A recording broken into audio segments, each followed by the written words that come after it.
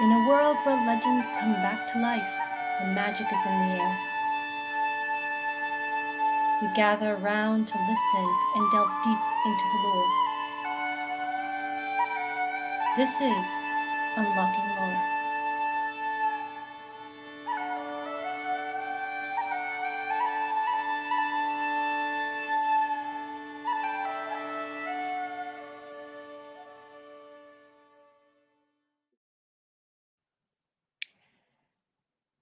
Once, a long time ago, and when I say a long time ago, it was a long time ago, there lived two brothers. And as usually stories go, you probably know what's going to happen. You know, one brother was very, very rich, and the second one was very, very poor. Exactly. And these two brothers, even though they were blood related, they didn't really have much contact, except when the poor brother was actually starving with his family. And when I say his family, I meant his wife. So it was Christmas Eve in the morning, and the poor brother did not have obviously anything to eat. He had no grains, he had no bread, he had nothing. And his wife said to him, "Why don't you go to your brother? See if he'll give you a nice ham for Christmas." And the poor brother thought, well, he always gives me something, so let's go. And off he went. And he knocked on the door, and the rich brother obviously knew who it was going to be since it was Christmas Eve in the morning. He opened the door and looked at his brother, and his brother took out his hand and said, "Brother, please, out of mercy, will you give me something to eat?" "Oh, God, not again," said the rich brother. All right, what do you want?" "Oh, well, brother, I know you're going to have a feast today, and I was just wondering if you could spare me a nice ham so I can, enjoy it with my missus."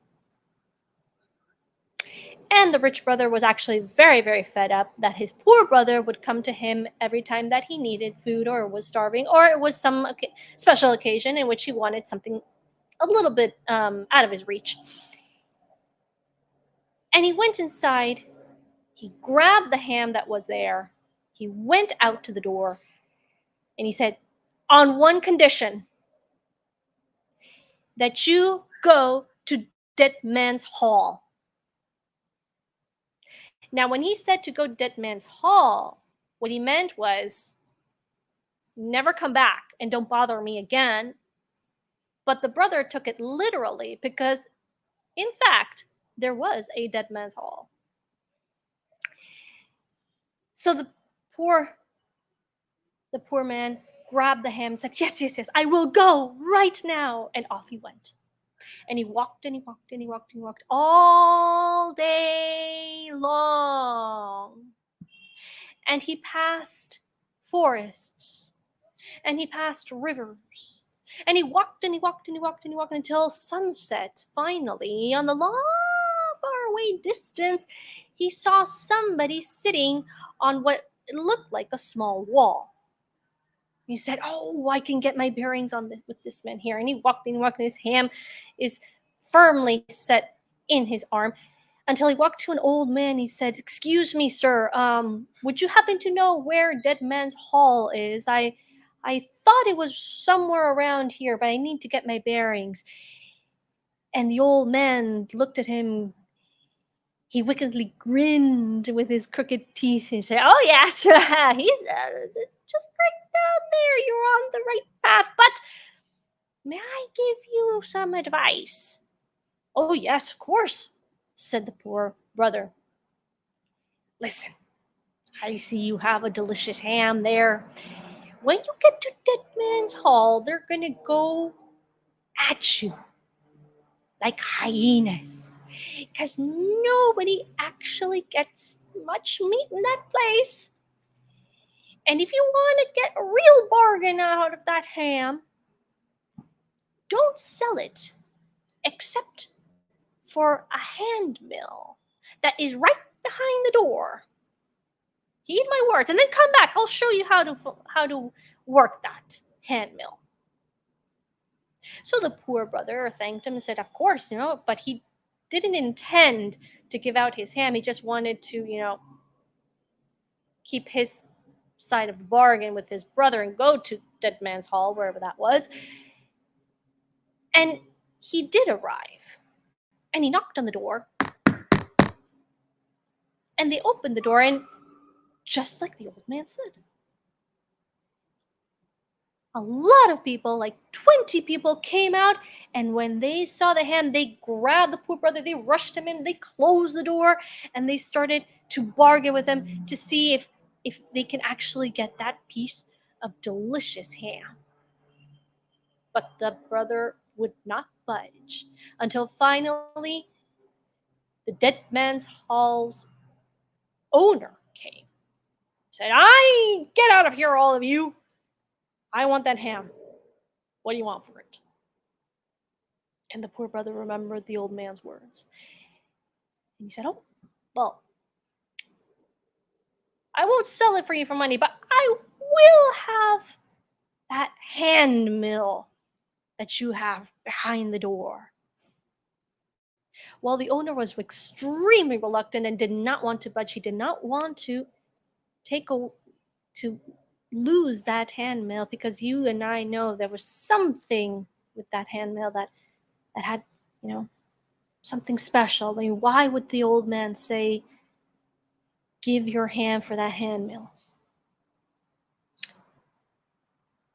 Until finally, after bargaining and bargaining and bargaining, they wanted that ham so much, they hadn't tasted a piece of meat in a long time, that the owner said, "Fine." He took out the hand mill and gave it to the poor brother, and the poor brother gave his only ham that Christmas Eve to the owner.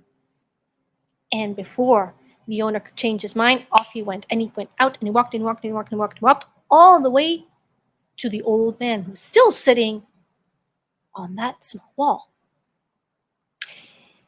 And the old man said, "You got it. Oh, let me show you how it works." And he did. Indeed, he did. He did show him how it worked, how to turn it on and turn it off, and what was so magical about it. Why people were reluctant to hand over that hand mill. And the poor brother was so astonished that he thanked the old man. He learned how to turn it on and how to turn it off, and he went running home all the way until finally at 12 o'clock midnight, he got to his house, opened the door, and slammed it shut. And the wife was there waiting. "What happened? What on earth are you doing at this hour? You could have been here hours ago. Where have you been?" The poor brother told his wife what happened, all of them, and the astonishment of the hand mill that he placed on the table. And the wife looked at him suspiciously. "You traded our only ham for this? Well, just wait, honey. Let's try it out." And when he started to look at it, he remembered how to use it. And he told the hand mill to grind him meat and food and delicious vegetables, quick and effectively. And so it did. Magically, out of the hand mill started to come out pieces of meat, delicious ham, vegetables cooked just right, as if everything was done by a great cook. Nowadays, it would be a chef. And the brother then again used his own the magic words to shut off the hand mill, and it did shut off. And on the table was a huge feast, nothing like anything they had ever seen before. The wife and the poor brother hugged each other, knowing that they would never starve again. And that night they did feast away. And they did the next day, and the next. And on the third day, the poor brother decided to host his own feast for his own friends. And he instructed the handmill with the magic words to create a gourmet feast. And he started to invite all his buddies all over the place, and with them, their wives. And rumor came out that there was a huge feast in this poor man's hut. And you know how gossip runs. It flew all the way to the rich brother, who could not believe it. So that night, on the third night, when everybody was eating away, he went out to the hut of his poor brother, thinking that he would never see him again. But fate has different things. He went, knocked on the door, and the brother, astonished but happy, said, "Oh, brother, well, come in." And the rich brother couldn't believe what he could see. A banquet fit for a king. Not even he could have such exquisite food. Well, the rich brother, wanted to know exactly what had happened. But the poor brother did not want to say it. He wanted to keep his mouth shut, as you probably would, and maybe me. But you know what happens when you have one of these delicious banquets? You have a little bit too much to drink, and when you have a little bit much to drink, well, you kind of start saying things that you don't want to say. And yes, the poor brother, because he was a little bit drunk, told everything to his rich brother. The rich brother opened his eyes in astonishment, and he looked at that handmill greedily and said, "What do you want for it?" And they were, "No, it's not for sale, not for sale." "Oh, thank you very much for coming." Huh? And when the feast was done, everybody left, including the rich brother.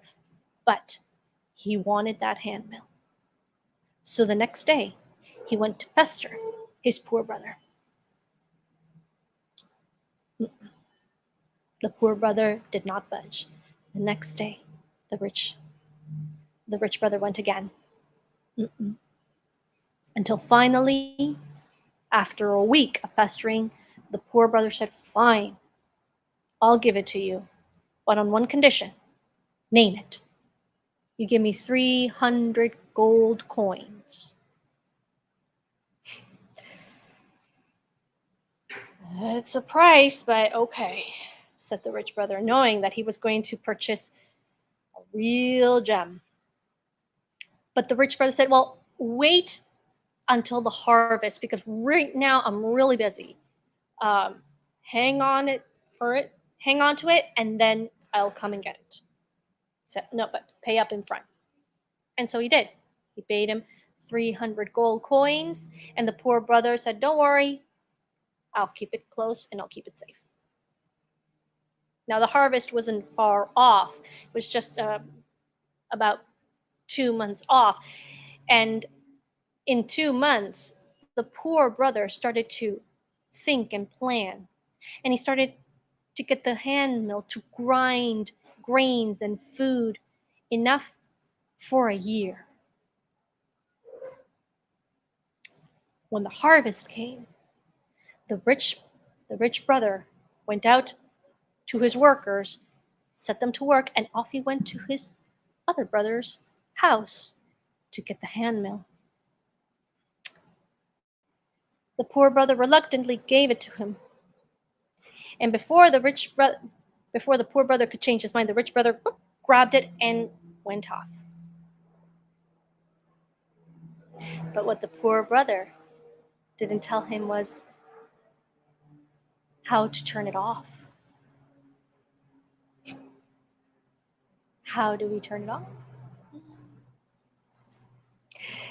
The rich brother went to his house, and at sundown, he thought, you know what? I think I would like a nice, good stew with meat and vegetables and potatoes. So he placed the hand mill in the kitchen on the table and instructed the hand mill to create a delicious stew. And off it went. It started working and grinding and grinding. Oh, and what aromas came out. Delicious stuff. And he grabbed one bowl and he grabbed another until he had his fill. But unfortunately, he couldn't turn it off. And he shook it, and stew still came out. He hit it, and stew still came out. He used magic words to turn it off, to try to turn it off, and stew still came out, and it came out, and it came out, until finally it started to fill the kitchen, waddling through that water of stew. He opened the door and shh, it started coming out, and he ran out. Now the workers were already done the harvest, and they were coming back to get their wages and their food, when all of a sudden, bam, the rich brother came out running. He said, "You can eat everything that you can. Go!" Because stew kept filling out and filling out and filling out and filling out. And the rich brother didn't stop running. He went all the way to his brother's house. He knocked on the door. He slammed on it. The brother came out and said, "Yes." "What do you want? Take your hand mill away," he said. "It's going to destroy the village if stew keeps coming out." And the poor brother looked at the rich brother and said, "All right, I'll take it off your hands. But on one condition." "Name it." "You give me 300 gold coins."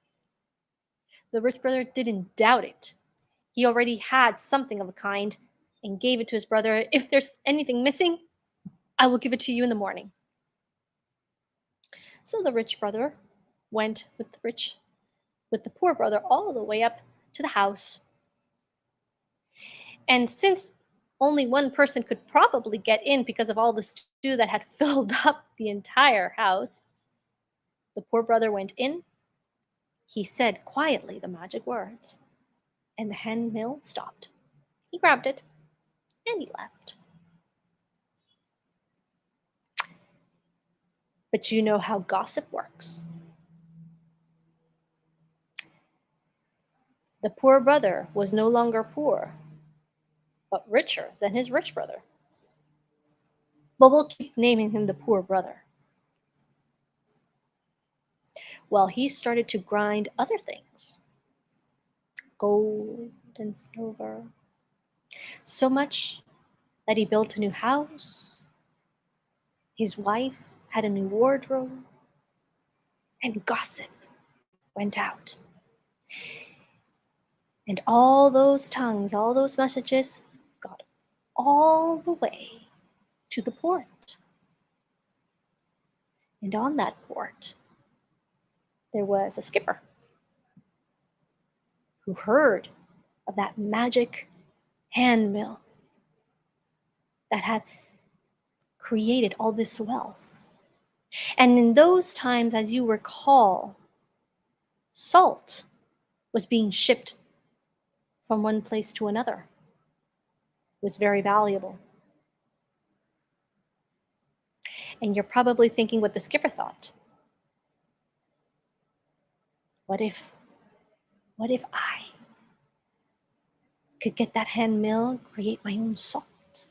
I'd be rich, he thought. So he left his ship, left the port, and traveled all the way to the poor, not poor, brother. He knocked on the door, but what he saw was a huge mansion and opened up a butler. Oh, yes, may I help you? Yes, well, I've come to see, yeah, the master of the house. Oh, do come in. The poor, not so poor brother came down, and the skipper offered him tens of thousands of gold coins in exchange for the handmill. Now, the poor, not so poor brother was now extremely rich. He had many things and many ways of gaining more riches, so he had no need of the handmill. So he took the offer, tens of thousands of gold coins for the handmill. And before the poor, not so poor brother could change his mind, the skipper grabbed the handmill and went running off. And you know what happened. Because he didn't want the owner, the previous owner, to change his mind, he forgot to ask how it works. So he went all the way to his ship and he set sail. And it was out in the sea with his crew that he started to look around and by chance said the magic words, handmill to create salt, to grind salt quick and efficiently. And it did. It started to grind salt and more and more and more salt until finally skipper knew that something was wrong because he couldn't stop the handmill, and it was getting so overwhelmed with salt that he started to dump it into the ocean. But that wasn't enough. Because of the weight, the ship was going down. And the crew started to get scared, and he started to grab all the lifeboats. He pushed them out, and everyone was on them. And he saw how the ship started to sink and sink into the sea. And with it, the handmill that never stopped grinding salt. And we know why now, to this day, why the sea is so salty. Because the grind mill is, up to this day, still grinding salt.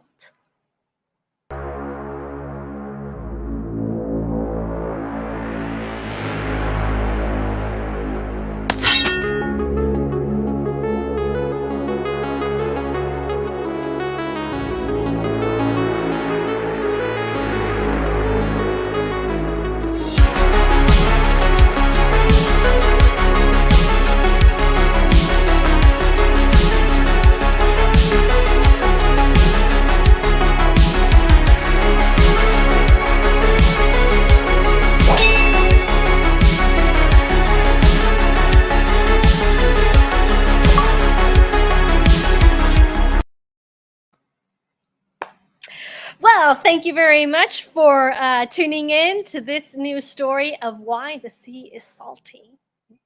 Not like the salty nerd salty, but the salty real salty.